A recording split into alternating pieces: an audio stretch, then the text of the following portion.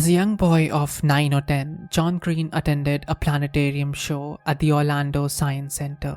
The host, speaking in a detached tone, informed the audience that in about a billion years, the sun will become 10% brighter, causing the Earth's oceans to evaporate uncontrollably.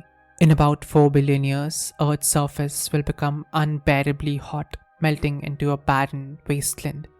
And in about 7 or 8 billion years, the sun will transform into a red giant star, expanding until it engulfs our planet, consuming any remnants of human existence.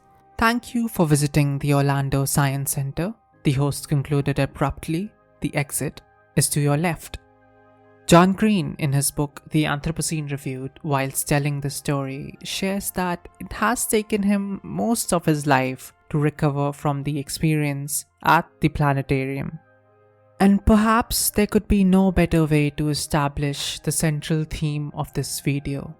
It is about trying to recover from the horrors of realizing our insignificance in the grand scheme of things. It is about making sense of the confrontation between the human need for meaning in life and the unreasonable silence of an indifferent cosmos.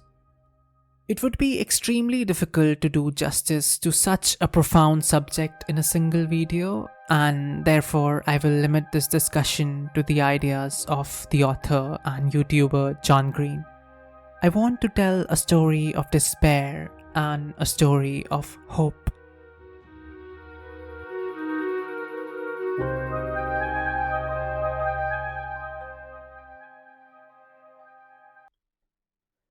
John Green is an American author best known for his renowned novels in the genre of young adult fiction. While his novels like The Fault in Our Stars, Turtles All the Way Down, and Looking for Alaska have garnered immense popularity, the iceberg of philosophical brilliance that his work offers is somewhat underappreciated. Interestingly, John Green has been technically retired since 2017. Following a diagnosis of labyrinthitis, a condition that affects the inner ear and balance. He has not written a novel in 6 years and counting. Instead, his life's trajectory has undergone a shift. He has reoriented his focus from the pursuit of material success to working towards more meaningful ends. In a recent video, John discussed his past desire for book sales, YouTube views, and money as being demented by the mania of owning things. I just wanted more and more, John says. That is not to say that he stopped writing altogether, just that instead of going after the money that he did not need, he decided to work mostly for, quote, impact and passion. This transformation is best reflected in his 2021 book titled The Anthropocene Reviewed, which is a non-fiction collection of essays. This video will focus on the views expressed in this very book, alongside his insights on the deeper questions of life as shared across numerous YouTube videos. Now, this merits a major disclaimer. While the moment of candid introspection might have caused a shift in John's artistic path, he was never a greedy or a selfish person. John has been a generous and influential philanthropist for quite some time now, supporting many causes and initiatives. While describing the extent of his charitable work is beyond the scope of this video, it is nonetheless crucial to acknowledge this part of John's life. Just like the falling apple did not in isolation cause the discovery of gravity, so too is the case with the labyrinthitis diagnosis in John Green's life. A story of spontaneous catharsis might be a better story, but it is rarely a true story.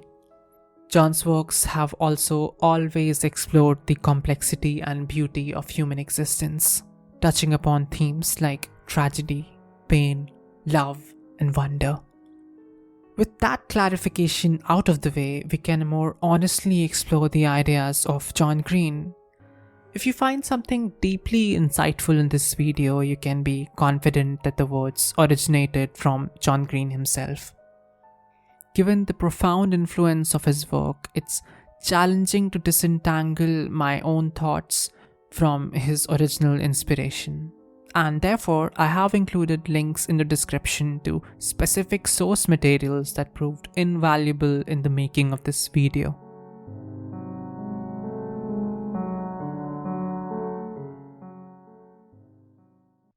What is the grand scheme of things? In our day, there is no shortage of philosophical texts eloquently describing the absurdity of the human condition. We are cursed with a mind that craves meaning in a universe that refuses to answer back. On most days, the mechanical life goes on smoothly, but one day, the stage collapses. The question of what even is the point arises. As John Green puts it, when my mind starts playing what's even the point, I can't find a point to making art, which is just using the finite resources of our planet to decorate. I can't find a point to planting gardens, which is just inefficiently creating food that will sustain our useless vessels for a little while longer. And I can't find a point to falling in love, which is just a desperate attempt to stave off the loneliness that you can never truly solve for because you are always alone.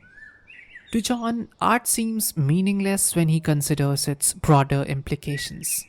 In that state, he is forced to see art not for its beauty, love, and mystery, but for its wastefulness and futility. Surely those resources and labor could have been directed elsewhere, perhaps to more noble ends.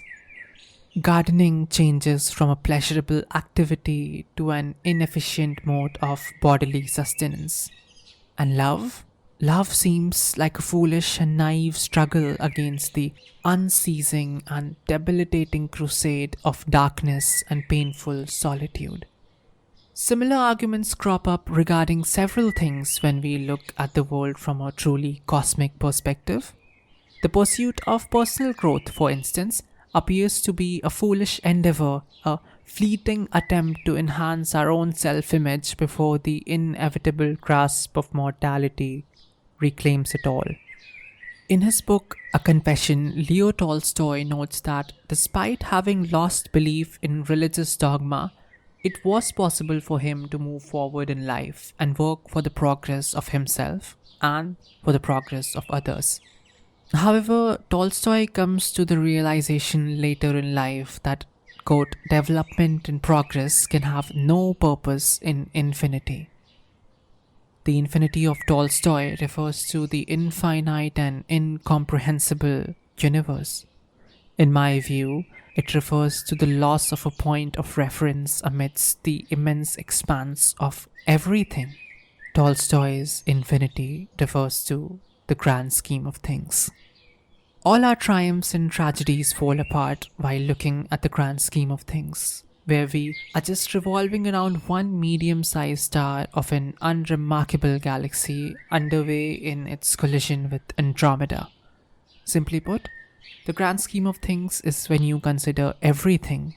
It implies assuming a wider perspective on the human enterprise. But that definition is not very helpful. A university student can find solace in the fact that his poor performance in a single test will not in fact destroy his life because in the grand scheme of things, the test does not hold much significance. This approach is benign and helpful. I often resort to this mode of thinking when I feel hopeless about a minor inconvenience in life. However, I want to discuss a specific variant of the grand scheme idea that I find harmful and false. It is the kind of perspective that evokes a sense of dreadful nihilism, making us think that all human effort is futile.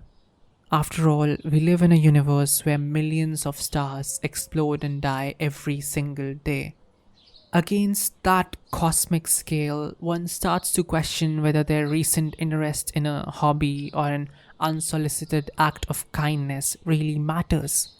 It is precisely this dehumanizing and demoralizing version of the grand scheme idea that I wish to tackle here, and I believe John Green can offer us some useful insights. the productivity argument. I would describe John Green as an optimistic nihilist. That is to say, he is not blind to the absurdities of the human condition. He acknowledges the absence of objective meaning in our lives when considering the larger picture. But at the same time, John does not fail to see value in the human life. In a video titled The Necessity to Struggle, the Futility of Effort, John says, I get disgusted by the meaninglessness of it all, and how politely all these people are walking around pretending that human effort matters, when our species itself will be gone in a geologic nanosecond. We will be nothing but an odd brief blip on the radar of this planet's story, which itself is an odd brief blip on the larger cosmic story. Nonetheless, he soon follows this assertion by saying, quote, I think both of these views are correct. Human life is beautiful, and also all of us are going to die, and all we care about will be rendered irrelevant by the inrushing tide of time. End quote. Insofar as reconciling these two seemingly contradictory views is concerned, John offers a unique outlook.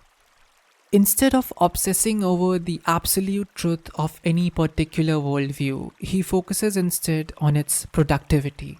If despair and resignation in the light of our cosmic insignificance effectively reduced carbon emissions or made the world a better place, he would readily embrace it. However, in his experience, it merely leads to emptiness and inaction. Conversely, hope fuels his work and inspires him to strive for positive change. Prioritizing productivity over depressing realism is a common theme in John's works. In a beautiful essay titled The Sycamore Trees, he reiterates the idea by saying, despair isn't very productive. That's the problem with it. Like a replicating virus, all despair can make is more of itself. If it made me a more committed advocate for justice or environmental protection, I'd be all for it. But the white light of despair instead renders me inert. I struggle to do anything. It's hard to sleep, but it's also hard not to. For streamlining this conversation, let's call this perspective the productivity argument. The pain of the hungry and the impoverished would remain equally real regardless of whether you and I, lounging in our comfortable armchairs, deduce by means of some absurd ontological argument that nothing is worth it. Their bodies would continue to send distress signals, their minds registering the absence of sustenance. The emptiness of despair born from confronting the vastness of the universe is a debilitating force. It breeds a sense of resignation. While I cannot deny the possibility of human endeavor being ultimately meaningless, I refuse to let intellectual honesty justify the perpetuation of pain, injustice, and oppression. I choose to act regardless. I choose to love. I choose to protest. I choose to live. This unwavering resolve to defy fatalistic philosophies, regardless of their intellectual merits, is the very essence of the productivity argument. John Green meant exactly this when he wrote, quote, I don't want to give in to despair. I don't want to take refuge in the detached ridicule of emotion. I don't want to be cool if cool means being cold to or distant from the reality of experience. End quote. A point of clarification is needed here. Whilst looking at the productivity argument, we must not assume that John Green is a utilitarian who sees optimism as a tool for progress. This would be a misrepresentation of his true perspective. John believes that life is imbued with inherent meaning. He finds purpose in his endeavors per se, especially when he is supported by others who share his vision and hope. John remarks, ultimately, I believe that effort is never futile so long as there are people to share in that effort and people who might benefit from it. And regardless, the productivity argument is not only meant for generous souls who want to go an extra mile and make a change in the world. Countering the onslaught of defeatism is necessary for sustenance itself. In John's words, hope is not some abstract consideration, it's a prerequisite for our survival. Here, John is not talking about the hope for a better world. Instead, he means something much more fundamental. He defines hope as the belief that consciousness is worth it. Hope is the conviction that being alive and sentient is not ultimately a burden, that the human capacity for love, connections, and art are all in all valuable. And so we must keep choosing life and passion over resignation and defeatism if we were to stay true to John's philosophy. We must do so not only in order to bring about a positive change, but for our own physical and intellectual survival. We can, of course, be sympathetic to the tides of nihilism rolling in the minds of our fellow humans. John Green certainly is. But we must also try to rise above our own struggles and extend a helping hand to those around us if we have the strength. The need to persist. Despair can't be our forever home. Not even Albert Camus, who stared into the void, saw it as our only option. He offered three paths. We can, firstly, reject life and end it. Secondly, choose to surrender to a ready-made script like religion. And lastly, we can decide to embrace the absurdity of life. This last one, the absurd dance, is where I find myself most drawn. We can let go of our need for certainty whilst acknowledging that the hunger for answers is a part of who we are. We can live knowing full well that ultimately our hopes and aspirations might mean nothing in the grand scheme and still look for beauty in the cracks. Stand beneath a tree with no need to understand its secrets, just feel its calming embrace. We can wander uncertain of the path or purpose, yet keep searching with curious eyes. Being fully aware of the utter madness of the universe, we can decide to keep persisting. Fortunately, we as a species are already amazing at persisting. We are shockingly, stupidly persistent, John Green says in an essay titled Humanity's Temporal Range. John describes the concept of a persistent hunt in the essay. Early humans were not the strongest or the fastest, but we had the capacity to persevere in the most literal sense of the word. We would follow prey for hours, and each time it would run away from us, and we'd follow it again, and it would run away from us again, and we'd follow, until the animal was too tired to continue. That's how, John says, for tens of thousands of years, we have been eating creatures faster and stronger than us. In a way, the description of a perseverance hunt serves as an analogy for the human condition when confronted with the scale of the cosmos. Just as the hunter knows that the antelope is likely to outrun them, we know that our efforts to understand and control the cosmos are likely to be futile. It seems senseless to chase prey that can run twice as fast as you can, much like trying to change things when you're aware of your insignificance. And in both cases, we do it regardless. And in both cases, there comes a point where things start making sense, if only for a little while. One of John's favorite words is dogged, meaning a grim persistence. He loves dogged pursuits, dogged efforts, and dogged determination. We just keep going, John continues. We spread across 7 continents, including one that is entirely too cold for us. We sailed across oceans towards land we couldn't see and couldn't have known that we would find. And to me, that is the only reasonable way to expend our brief flicker of consciousness as individuals and as a species, to live with a grim persistence. All hail complexity. One of the things that I love about John Green is his openness when it comes to discussing his own mental health struggles. He has a history of battling depression and anxiety, and he's someone who is strong enough to show not just his scars, but also his open wounds that still haven't healed.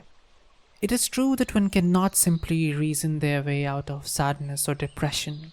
However, understanding the nature of the problem could definitely help some people. This is particularly evident in John's life. In reflecting on his struggles, John has often remarked that with age, his perception of pain and suffering has also evolved. While the intensity of pain remains unchanged for the most parts, his deepened understanding of the human condition has facilitated management of anxiety and existential dread. When John feels engulfed by a shroud of despair, he still knows somewhere that all of the misery is transient. He says, I know that if I just keep pursuing treatment, work with my doctor, take my medicine, move my body when I can, all that stuff, eventually I will feel different. He understands now that the gaping void of nihilism does not tell the whole story of what it means to be a human being. While it is true that when the blanket of dread envelops John, he feels certain that the state will never end. Nonetheless, he knows, if only on a purely intellectual level, that that is not true. John says, quote, now always feels infinite and never is. The truth is far more complicated than mere hopelessness. End quote. John has come to the realization that no simple story can fully capture the human experience. He accepts the complexity of our nature, and we should too. When John looks at the world, he sees both beauty and darkness. He's awestruck, but he's also horrified. Fortunately, he knows to make space for both of these realities. We are vile and diabolical, yes, but we are also kind and innocent. Any philosophy that does not recognize this duality would be a misleading oversimplification. We must resist the allure of a false dichotomy. We must accept ambivalence as an inherent part of both the human character and the human condition. Conclusion. Existential philosophy of all varieties often conclude that life must be lived, but they do not, and in my view, cannot scientifically prove that it must be the case. Philosophers can only make that suggestion and perhaps describe it with eloquence.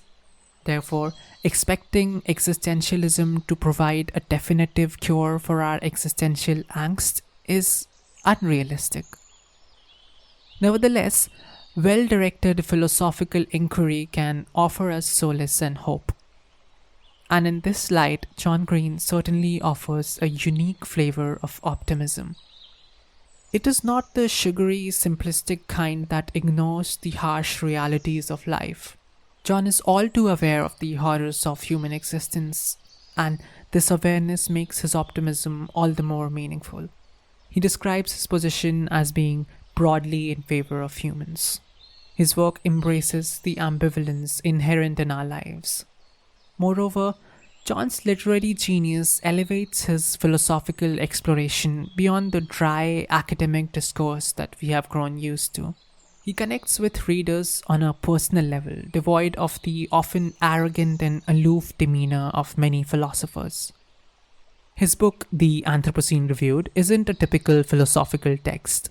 It's a collection of seemingly unrelated essays that delve into the human condition. He seamlessly transitions from recounting his Mario Kart experiences to discussing the debilitating bouts of depression in his life. In summation, the work is very human and very refreshing. I cannot recommend it enough. None of his essays or videos offer false hope or promise salvation, and he never attempts to sell it as such. His philosophy is not didactic but conversational. It does not tell you what to think, it just talks to you and asks you to hold on a little longer. A central theme within John Green's philosophy is an appeal to embrace our short flicker of consciousness here on Earth. In John's words, we are here to pay attention to our attention, to be mindful of where we direct our stream of consciousness, of what we do with our biological awareness. Because perhaps our lives mean nothing in the context of forever, but as Emily Dickinson remarked, forever is composed of nows. And perhaps, in the grand scheme of things, maybe everything is irrelevant. But we don't live in the grand scheme of things.